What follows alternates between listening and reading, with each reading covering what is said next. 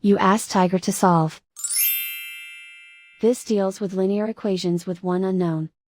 The final result is b equals 3. Let's solve it step by step.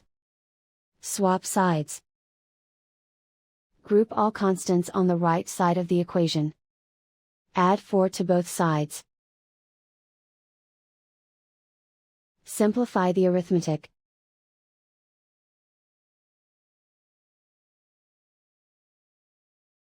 Isolate the b. Divide both sides by 3. Simplify the fraction. Find the greatest common factor of the numerator and denominator. Factor out and cancel the greatest common factor.